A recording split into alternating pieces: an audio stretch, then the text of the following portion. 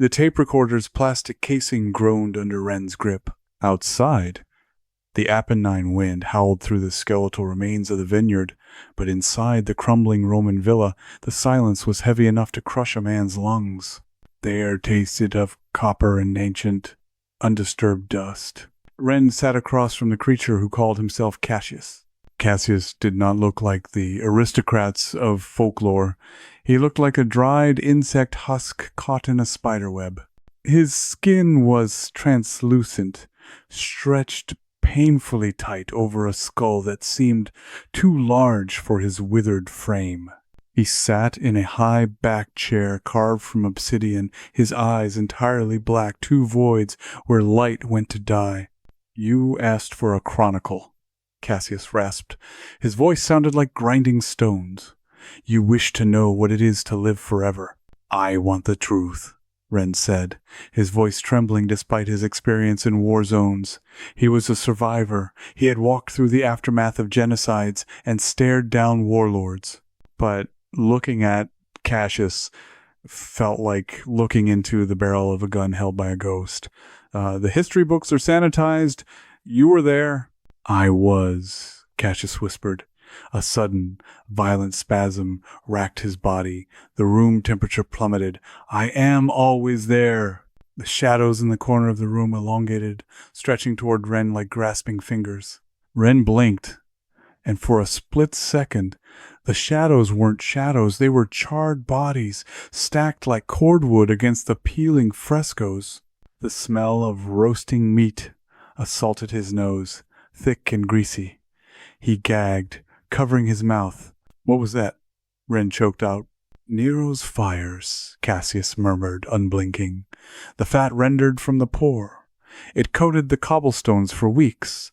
I can still taste the soot on my tongue. Can you?" Ren grabbed his water glass, but the liquid looked dark, viscous, blood. He recoiled, knocking the glass over. Clear water spilled across the table, just water. "It's a hallucination," Ren muttered, trying to steady his racing heart. "Suggestion. You're using hypnosis." "Memory is not a suggestion," Cassius said, leaning forward. His bones cracked audibly, a dry, snapping sound like breaking kindling. "It is a parasite. For you, memory fades, a mercy. For me, nothing decays. I remember the exact texture of the mud at Kanai. I remember the frequency of the scream the first time a mother saw her child turn black from the plague. It piles up, a mountain of screaming seconds pressing against the inside of my skull." The room shook, not a tremor of the earth, but a vibration of the air itself. Ren felt a sharp pain behind his eyes. He squeezed them shut, but the darkness brought no relief. Flash. He wasn't in the villa. He was on a ship, the wood slick with salt water and vomit. The sky was a bruised purple. Men were screaming in a language he didn't know, yet understood perfectly. Phoenician. A spear shattered the railing next to him, driving splinters into his cheek. The pain was blinding, searingly real. Ren gasped, clawing at his face. He was back in the villa. His cheek was smooth, sweat-drenched, but intact. "Stop it," Ren hissed. "Stop doing that." "I cannot stop the river," Cassius said, his voice gaining strength. The vampire seemed slightly less withered, his skin flushing with a faint, sickly pink. "The dam is breaking. The vessel is full to bursting." Ren stood up, his chair scraping loudly against the stone floor. "Interview over. I'm leaving." "Sit down," Cassius commanded. It wasn't a shout, but the words hit Ren with the force of a physical blow, slamming him back into his seat. The shadows writhed again. This time, they didn't just look like bodies, they reached out. Ren felt cold, dead hands gripping his ankles. He kicked out, screaming. But there was nothing there, only the sensation of ice-cold grips dragging him down. "The trenches," Cassius continued, his eyes widening, the blackness swirling. 1,916. The mustard gas. It didn't just burn the lungs, it blinded the soul. I stood in the mud and watched them drown on dry land. Ren coughed, a violent, hacking spasm. His throat burned. He tasted sulfur and mustard. His eyes watered, stinging as if acid had been splashed into them. He clawed at his throat, gasping for air that felt like broken glass. Flash. He was holding a bayonet. It was wet.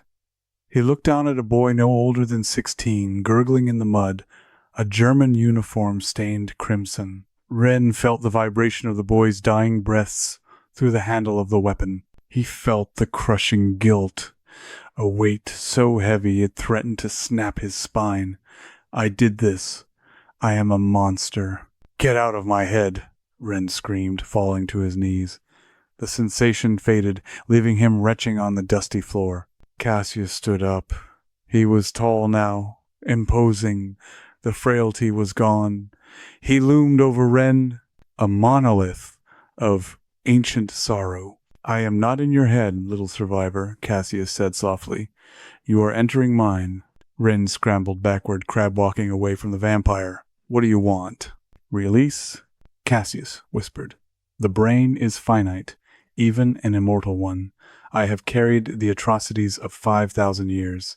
Every rape, every slaughter, every betrayal. They scream in unison, louder every century. I am fracturing. The room plunged into darkness. The only light came from Cassius's eyes, which now glowed a dull, bloody red. Take it. The voice came from everywhere.